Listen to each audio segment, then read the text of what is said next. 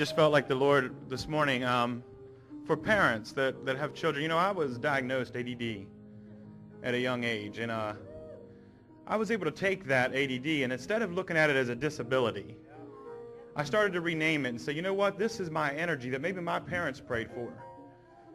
You know, have you ever prayed for things and then you see it in other areas and you think, well, I can't handle all this energy.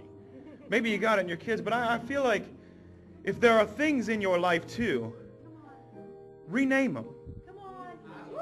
You know, over your children, instead of looking at things as a curse.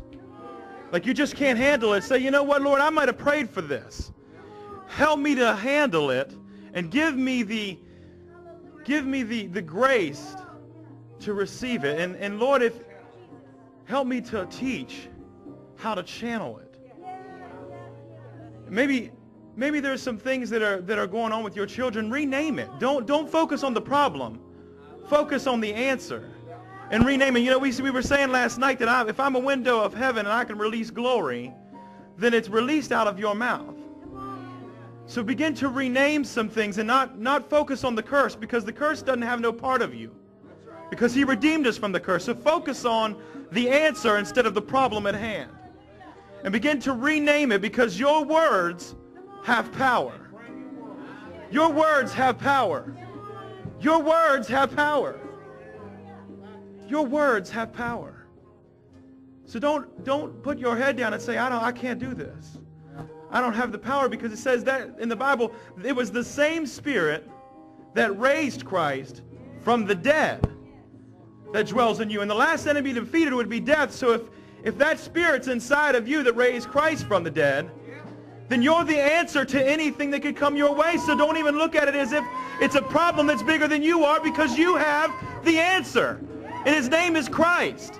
And he is in the person inside of you, just waiting on you to open up your mouth. You see, we think things a lot, but we don't open our mouths. You know, but if you never release a thought into the earth, there is nothing that can receive the thought. Right. The creative word. The creative word.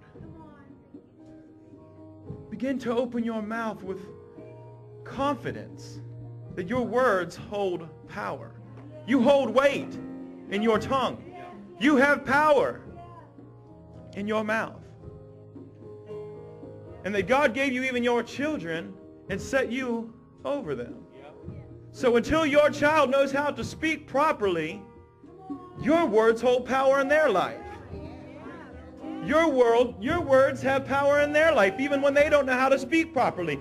But I'll tell you one thing, if you begin to speak it, when that child hears it, they speak what they hear.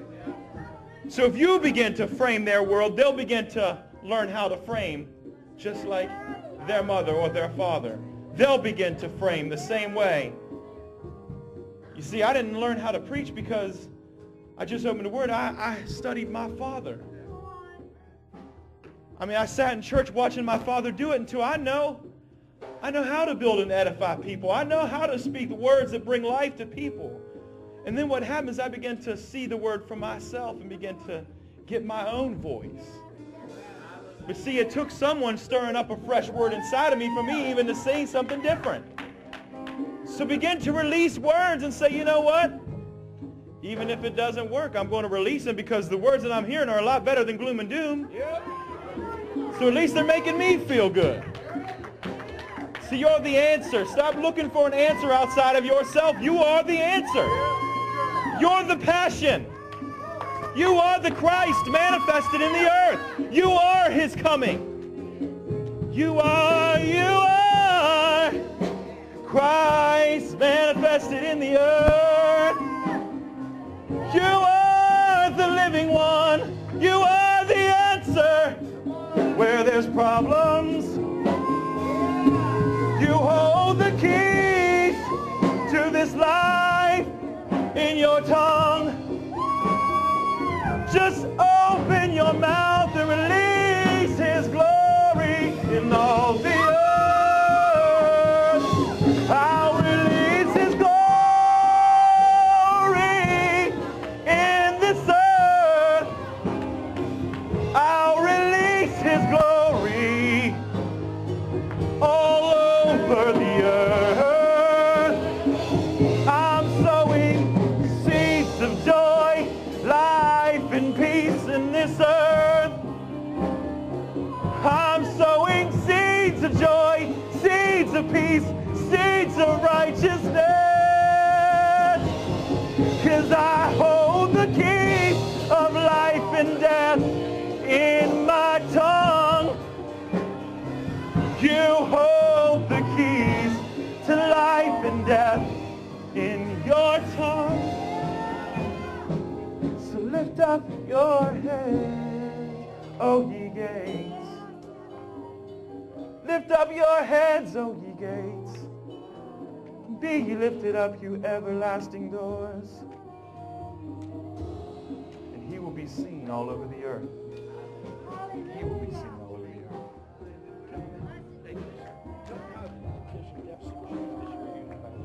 Well, I was talking about the attention deficit, and when I began to see it as a blessing, I work with young people.